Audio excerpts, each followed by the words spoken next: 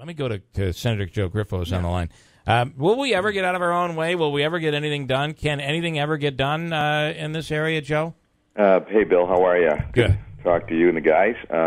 Yeah, I do believe that we can, and we've seen in the past when you think about what we did to take on the effort to keep the Air Force Research Lab here. You remember the base realignment and closure process. You were very involved in that to try to promote and support the community. So I think what we witnessed in the past is when we do come together across party lines and in different branches of government and with the private sector here, we can get things done. There's always going to be people that have strong opinions on particular issues. But I think in the end, we need to rely on those in that particular segment of industry that know what needs to be done and to respect that as they move forward. Joe, I do have to ask you. Brock is saying it is the most egregious thing in the world, one of the most horrific things. Jim Zek is saying that it's terrible that the people of the city don't get to vote on this. Why do you feel that this should go forward without a referendum? Well, I mean, there's so many issues that are somewhat controversial where people have strong differences of opinion, and the way our system is set up, you don't have referendums on every issue. I can tell you in my tenure as mayor, there were a number of issues that were significant. We privatized the hospital in Rome, and there were many concerns at the time, and it's good to have people's input and people to be involved in the process, but the very nature of the structure of our governments don't allow for a referendum on each particular issue. So I think in this case it was imperative, and I still urge the hospital needs to continue to be very candid and to share as much information as possible in this process to allow people to have that information, to give the people that input. I've said from the very beginning in talking to the hospital, once we secured the money and identified that this is a need that will, the new hospital, that will help healthcare in the community moving forward, then it became a decision for them in that profession to make. This is not a political decision. Yeah. This is the professionals in healthcare to make this determination.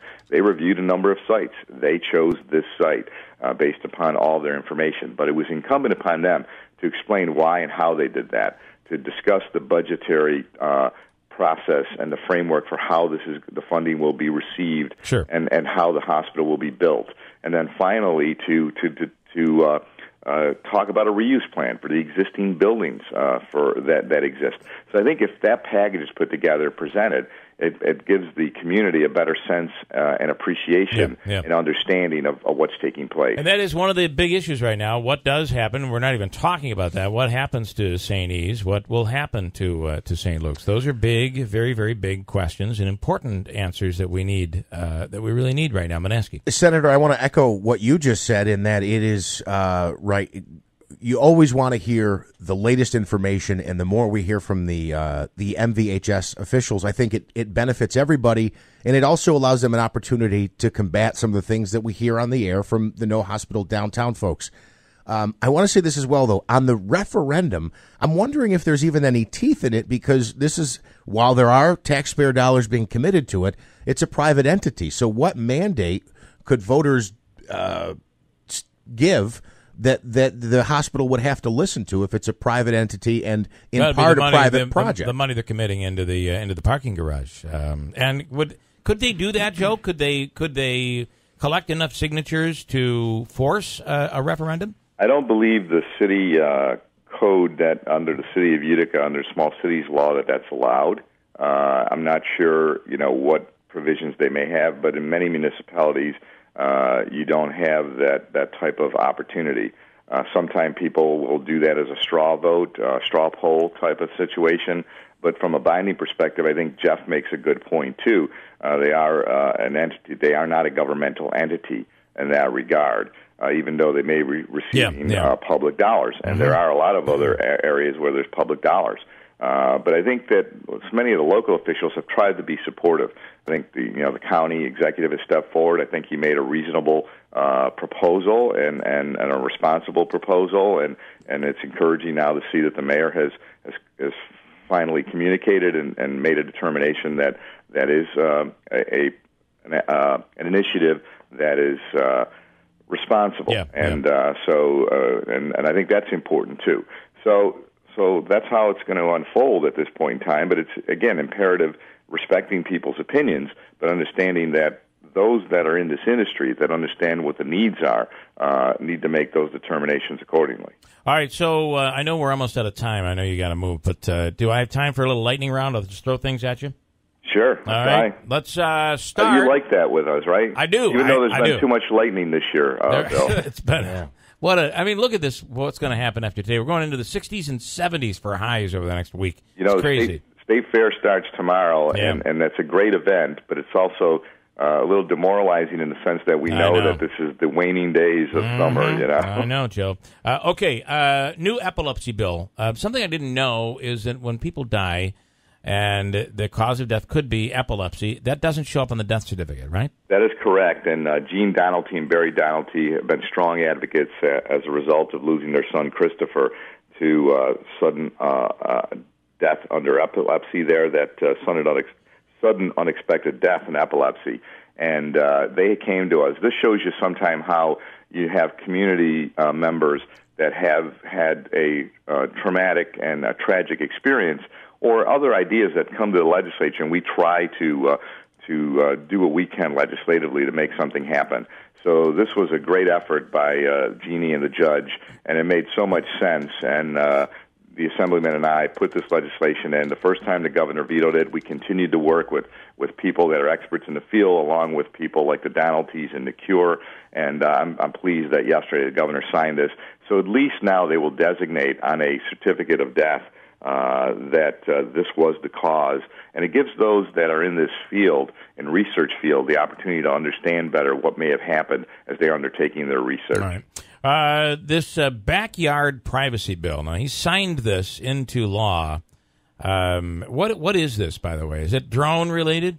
Well, it's all related. I mean, it's surveillance. In some aspects in New York, that we're a one-state recording state where somebody can be recording, and if they know it, that's legal, even though the other party it's being recorded may not. In this particular instance, we talked about this on the show a lot, that the 21st century will bring a lot of challenges relative to privacy and technology. These will be decisions in the courts many times. So this bill basically is trying to protect you in your own backyard, to ensure that somebody isn't spying on you as you are enjoying your family and your home.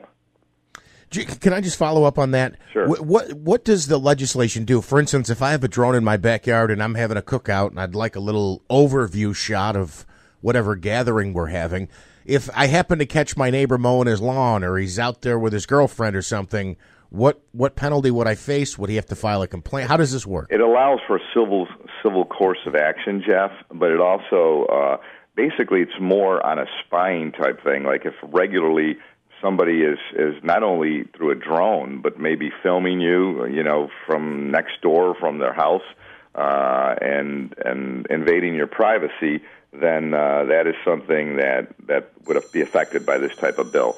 So it's really trying to say that, in essence, and there's some opportunities relative to current laws that allow for that type of protection. It's just allowing that to take place, so that you're not intimidated or being harassed by somebody. You may have a bad neighbor; they continually are filming you when you're, as you said, having your backyard party, and you don't want that to happen. Or now with the drones, if somebody continually is flying a drone overhead and they can identify it. We've got a lot of research that continues to be done on this, and we haven't even begun to consider what aspects of legislation may be required, because you're trying to find balance in this too, right? But it's going to be interesting as we move forward. And and this is backyard, not front yard. I mean, just the other day I saw Apple Maps driving by in the local neighborhoods, and they were taking photos of the front of people's homes, 360 views. And you can log in on an address, whether it's Google Maps or Apple Maps, and you're looking at the front of somebody's house. So that's been deemed legal. So this would only be backyard? Yes. Current law makes unlawful surveillance a punishable crime. Okay. If recording occurs in a setting with a reasonable expectation of privacy, for instance, bathrooms or changing rooms now. Yeah. So that's kind of expanding that now to your backyard. To the backyard. Okay. I want to. Do you have any knowledge that Walmart's deal that they've filed for this they're moving forward on this looks like blimp, like a traveling warehouse, and drones would then deliver the goods.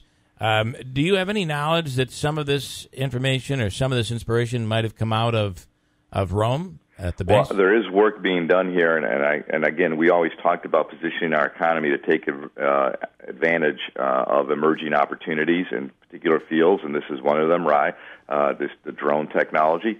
I don't know for a fact myself, but I still believe that this is still going to need some requirements ultimately of governing that type of traffic. You know, we talked about pizza delivery, remember, FedEx and Amazon. But still, with these things in the sky, we want to avoid any type of tragedies, too.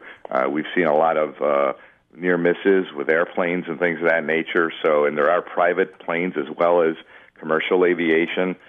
So this is going to be a challenging area, and we're going to have to look at experts again at the Federal Aviation Administration, others, the National Transportation Safety Board, to make sure we're doing this the right way. Because in the end, the most important thing is to make sure we're not putting anybody's life or property in jeopardy or danger. And finally, were you watching the eclipse yesterday? Where were you? Did you have the glasses? Did you cry? Did you become emotional? Tell me. I thought that was interesting, Bill. No, I did not get emotional, but it is a great aspect of science in our world. It is a great experience for many. I did not get to witness it because I didn't have any of the glasses. I didn't have the fortitude to make the box and all of that stuff. Yeah, exactly. And I didn't go out and get the glasses in advance. But we did watch some of it yesterday from I thought there were some great media accounts. But I'll tell you the remarkable thing, and maybe you can follow this for me, because I heard conflicting data and information on this. I believe everybody talks about this the first time in 99 years, and that it's not going to happen again for many more years. But my understanding is that there will be another eclipse of the sun in 7 years. And actually, Western New York will be a part of the total eclipse, which will give New Yorkers an opportunity in Buffalo and Rochester or anywhere in the state to go travel that day. We should plan on it now, Bill, to do a rooftop party. I agree. Let's go. And we talked about this. It is, I think our area will see something in the 90 percentile of total eclipse. What is interesting, my son is in Denver, and he was at 92% yesterday, and said that even at 92%, it was daylight just like any other day. It didn't really darken at all, but you're right. Western New York is going to be a part of that total eclipse on the next one in 2024. Well, they were doing it great in some of these communities. You want to really not only enjoy the science of it, but you can have some fun, too. And the thing that was kind of disturbing, though, is many of these communities, and I think there's one in Illinois, that was the cross path. They said that it saw it this year, and it will see it again in 7 years because it's the trajectory of the way it's going to move forward. This time it went south. Next time it's going to go north up into Canada. I think Montreal is going to see a total eclipse as well as Buffalo and Rochester. But if it's a cloudy day, and we know we get a lot of that around here, that makes it very difficult to really experience this. And in Illinois, they had thousands of people sitting there, and they only got a very small glimpse of this. Yeah, and then it just got dark. So, but crazy the reaction that we have with something so unique yesterday. It's all right. That was a lightning round, ending with something in the meteorological world with the eclipse. I thought we stayed right on line here, Joe. Astronomical. All right, thank you. Take care. Quick break.